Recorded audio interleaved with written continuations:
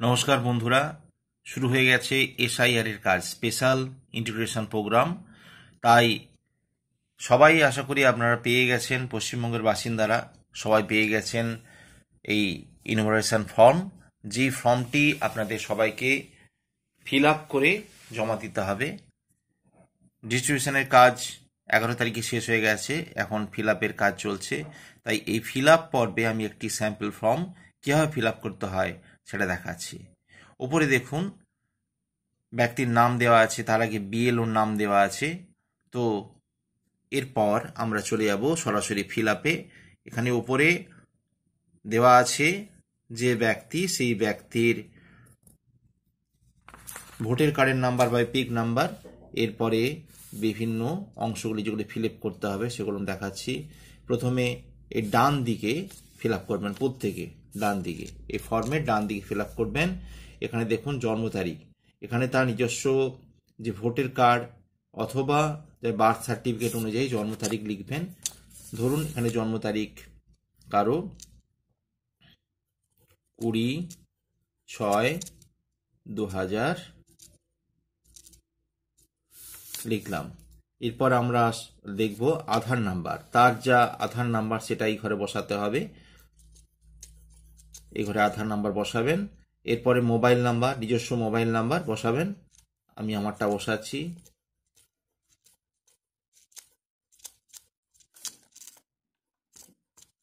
এরপর পিতা বা অভিভাবকের নাম বসাবেন,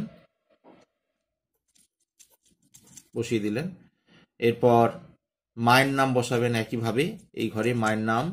তারপরে হচ্ছে মায়ের এপিক নাম্বার যদি থাকে, এটি অপশনাল।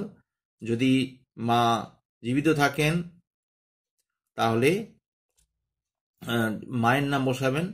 আর এখানে পিতার অভিভাবকের এপিক নাম্বার বসাবেন, এখানে মায়ের নাম বসাবেন। মায়ের নাম বসানোর পর মায়ের এপিক নাম্বার বসাবেন। মা যদি জীবিত থাকেন তাহলে এপিক নাম্বার আসবে, আর না থাকলে অপশনাল। মা স্বামী বা স্ত্রীর নাম বসাবেন এই ঘরে, এবং স্বামী বা স্ত্রীর এপিক নাম্বার থাকলে এখানে বসাবেন।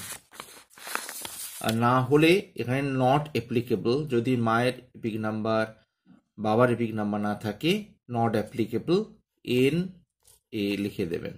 এরপর আসছি সর্বশেষ এসআইআর এ থাকা নির্বাচকের বিবরণ, অর্থাৎ 2002 সালে সর্বশেষ হয়েছিল এসআইআর।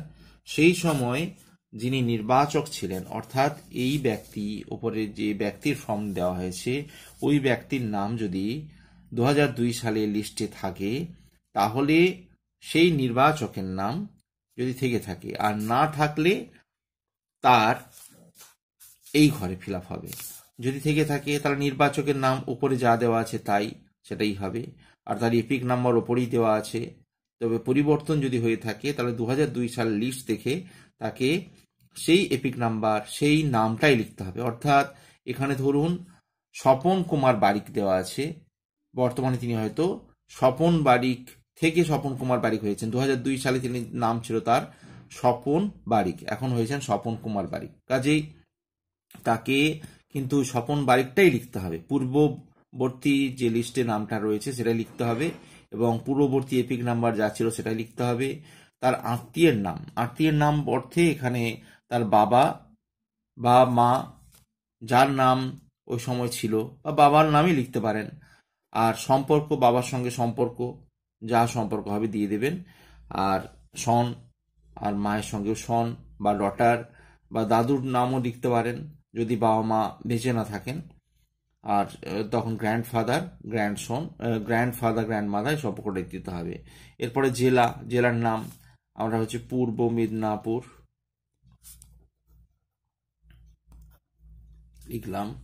এরপর রাজ্যের নাম ওয়েস্ট বেঙ্গল। এরপরে বিধানসভা ক্ষেত্রের নাম, যে যার বিধানসভা ক্ষেত্রের নাম আমার লিখলাম। এরপর বিধানসভার পার্ট নাম্বার বা অংশ নাম্বার 205, সরি বিধানসভা ক্ষেত্রের নাম্বার, পরে অংশ নাম্বার যে যা লিখবেন আপনারা আবার লিখবেন, এবারে ক্রমিক নাম্বার যেটা দেখে সিরিয়াল দেখে লিখতে হবে। এরপর যাদের নাম এই নির্বাচকের নাম যা এটা ফিল আপ করা হচ্ছে তার নাম যদি 2002 লিস্টে না থেকে থাকে তাহলে 4টি অপশন আছে, তার বাবা, মা এবং দাদু ঠাকুমা, এবং আমি নিচে লিখে দিচ্ছি এটা স্যাম্পল যেহেতু, তাহলে কি করাচ্ছি, বাবা,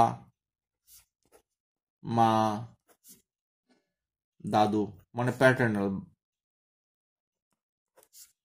ঠাকুমা আর মামা বাড়ির দাদু দিদিমা, অর্থাৎ ঠাকুরদা ঠাকুরমা দাদু দিদিমা এই অর্থে আর কি। তো এই নির্বাচকের নাম অর্থাৎ ইলেক্টরের নাম যদি 2002 না থেকে থাকে তখন এই লিঙ্কেজগুলি 4টির অপশনের মধ্যে যাদের নাম 2002 রয়েছে, প্রথমত আসবে বাবা মার নাম, তার না হলে দাদু দিদিমার নাম আসবে।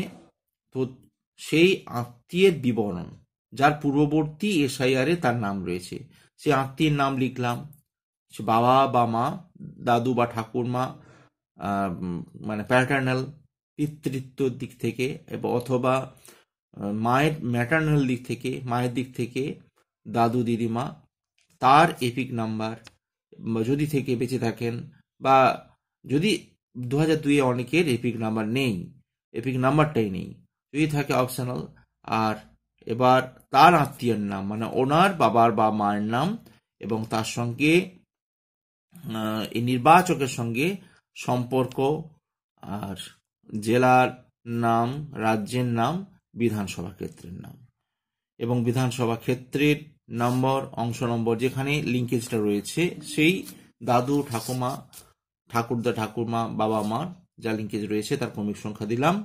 এই হলো সম্পূর্ণ ফিল আপ। এইগুলো ফিল আপ করে 2টো কপি ফিল আপ করবেন এবং একটা রিসেন্ট এই জায়গায় একটা ফটো দেবেন, ফটো। আর এরপরে 2টো কপির মধ্যে একটা কপি বিএলও স্বাক্ষর করে আপনাকে ফেরত দেবেন, আর একটা কপি জমা হবে। এগুলি আবার বিএলওরা তাদের অ্যাপসের মাধ্যমে ডিজিটাইজ করবেন। এই হলো এসআইআর ফর্ম ফিল আপের পদ্ধতি। কমেন্টসে জানাবেন যদি কোনো সমস্যা থাকে। ধন্যবাদ।